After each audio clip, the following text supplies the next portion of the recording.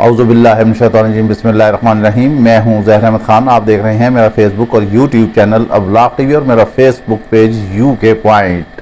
कप्तान ने अडयाला जेल से सारी सियासी काया ही पलट कर रख दी है। उसने बड़ा पैगाम दे दिया है, उसने फैसला कर दिया है कि वो इन तांगा पार्टियों का डट कर मुकाबला करेगा, ना वो झुकेगा ना इनसे बात करेगा। दो टोक उसने ऐलान कर दिया है। हमने आपको बहुत पहले आगाही दी थी कि कप्तान ने गिरफ्तार होने से पहले जो है अपनी कुछ वीडियोस रिकॉर्ड करा छोड़ी हैं, वो करा के रखी हैं। हम आपको बताएंगे आगे चल के वो कैसे इनका मुकाबला करेगा। करक का जो होने वाला जलसा था उसने इस पीडीएम की नींदें उड़ा दी हैं, इनकी नींदें हराम कर दी हैं और इनको दिन में तारे नजर आना शुरू हो गए हैं। ये चाहते हैं कि इनका कोई मुखालिफ ही ना हो। बड़े बावजूद जो है वो लंदन में बैठे हुए हैं और वो कहते हैं कि मैं ऐसे वापस नहीं आऊंगा। हमने पहले दिन से कहा, ये स्टांस लिया कि नवाज शरीफ जो है वो वापस नहीं आएंगे। ये 21 तारीख कौन से साल कौन से महीने की इसका वल्ला नहीं पता। साल उन्होंने नहीं कहा, महीना उन्होंने जरूर बता दिया कि वो आएंगे। अब लंदन में जो है दोनों भाइयों में, बड़े बाबूजी छोटे बाबूजी में इख्तलाफात जो है वो इंतहा को पहुंच चुके हैं। पिछले वीलॉग में हमने बताया था कि बहुत ही मामला गंभीर हो चुके हैं और अब मियां साहब ने कुछ नई शराइत रख दी है। अब वो आप शराइत सुने, वो कैसी शराइत हैं। ये तो चाहते हैं कि बिल्कुल बादशाह वक्त बन जाए और इनका ही सिक्का चले। जी हाँ, वो कैसे, वो शराइत क्या है? वो ये कहते हैं कि जब मैं मुल्क में वापस आऊं मेरे खिलाफ कोई मुकदमा ना हो, किसी थाने में कोई एफआईआर दर्ज ना हो, मेरे खिलाफ कोई बोलने वाला ना हो, कोई बयान देने वाला ना हो। इमरान खान पाबंदे सलासी ली रहे, इनकी सियासत को हमेशा के लिए ही खत्म कर दिया जाए। मैं अकेला दनाता फिरूं। आसिफ अली जरदारी, जो उनसे एक शख्सियत हमने आपको बताया था कि मुतहर्रिक हुई है सुलह सफाई कराने के लिए, अब मियां साहब कहते हैं कि आसिफ अली जरदारी से भी मेरी जान छुड़ाओ और आसिफ अली जरदारी को भी मुख्तलिफ मुकदमात में ऐसे ठोका जाए कि उन्हें भी दोबारा रोशनी ना मिले। अल्लाह ना करे कि ऐसा हो। ये चाहते हैं कि बादशाहत हो, जब मुल्क में उतरे ये 24 करोड़ अवाम इनके आगे दस बदस्ता हाथ बांध के खड़ी हो और कहे बादशाह सलामत, कदम रंजा फरमाए, हम आपके ही मुंतजिर थे। ये चाहते हैं कि वजीर आजम भी यही हो, सदर भी यही हो, वजीर आला भी यही हो, सिपाही से लेकर आईजी तक इनके ही मामलात हो, ब्यूरोक्रेट भी इनके हों। इनका सिक्का राइजुल वक्त चले, जो ये कह दें वो बस कह दें और ये इस मुल्क के जो है बेलगाम बादशाह सलामत हो, हर चीज इनके अंडर हो।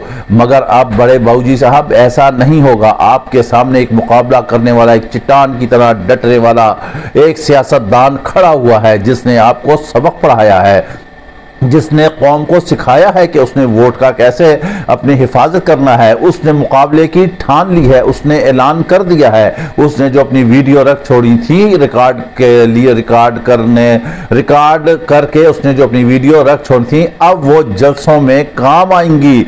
अब जलसे होंगे। जी हाँ, करक के जलसे ने पीडीएम की नींदें जो हैं वो उड़ा दी हैं। इन्हें दिन में जो है तारे नजर आ रहे हैं। ये परेशान हो रहे हैं कि देखें क्या कमाल है कि कप्तान अंदर है लेकिन अवाम बाहर है, अवाम जलसा कर रही है। उसने शेड्यूल का भी ऐलान कर दिया है। गो कि अगला हफ्ता इंतहाई अहम है। यह भी एक अहम बात है कि साइफर केस में जो है इमरान खान और शाह महमूद कुरैशी को जो है उन्होंने एफआईए ने जिम्मेदार करार दे दिया है। मगर सवाल यह पैदा होता है कि असद उमर उसमें कोई जिम्मेदार नहीं है। यह बैनुस्सतूर सुनने वालों को यह कहानी अच्छी तरह समझ आ रही है कि असद उमर के भी डांडे कहां से मिलते हैं। सदर मुमलिकत जो बड़े एक्टिव हैं, जो कल उन्होंने आइडियाज पेश किए थे कि दरगुजर से काम किया जाए, उससे कप्तान नाराज है और बहुत ज्यादा इम्कानात हैं कि सदर मुमलिकत को जो है वो पीटीआई से ही फारिग कर दे कप्तान।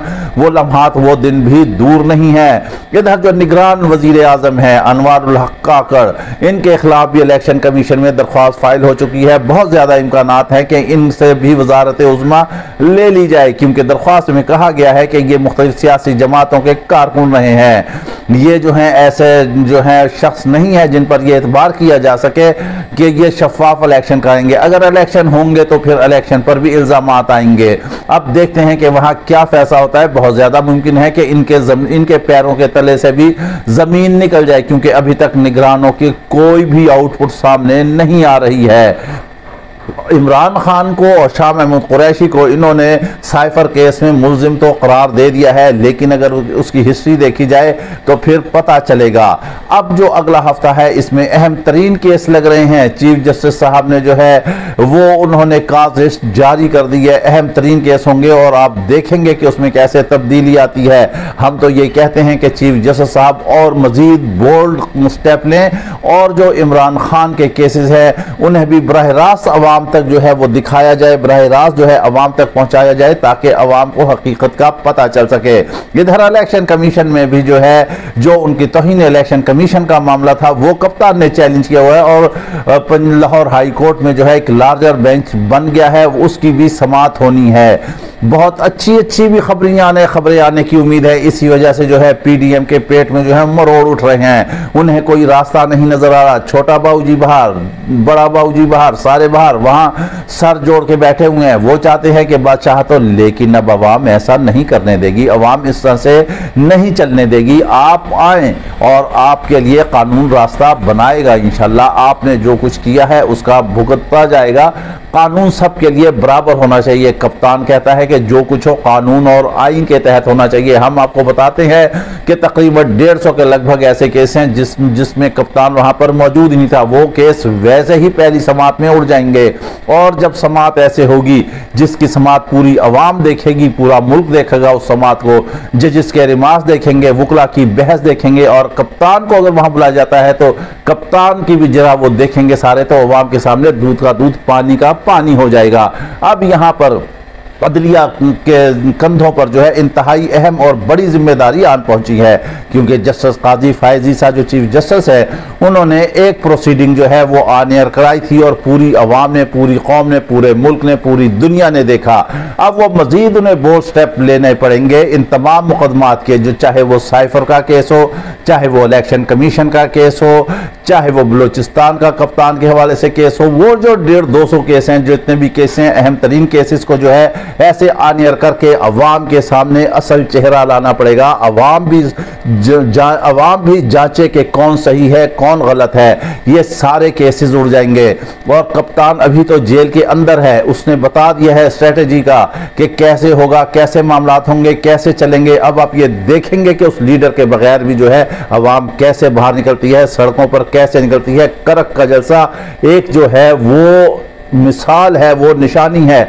इसी तरह आएंगे, क्योंकि कप्तान ने 27 साल में, 26 साल में हर अवाम के बच्चे को लीडर बना दिया है। छोटे छोटे बच्चे तक इमरान खान के पैरोकार हैं, बड़ों की तो बात ही दूर है। आज जितने भी पीडीएम के कारकुन हैं, जो रहनुमा हैं, वो सारे परेशान हैं, क्योंकि हमने आपको बताया था कि नून लीग में भी नकब जो है वो लग रहा है। इसी वजह से परेशानी है, ये तितर बितर हो चुके हैं, इनको कोई रास्ता नहीं मिल रहा। कप्तान के अलावा कोई इलाज नहीं मसाइल का, इलेक्शन के अलावा कोई इलाज नहीं मसाइल का।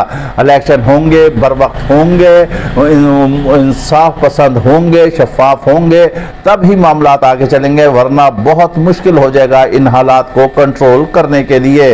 और जो इस वक्त निगरान वजीर आजम ने स्टांस लिया हुआ है, उससे भी पता चलता है कि आने वाले दिनों में इलेक्शन जो है उसमें रिगिंग होगी।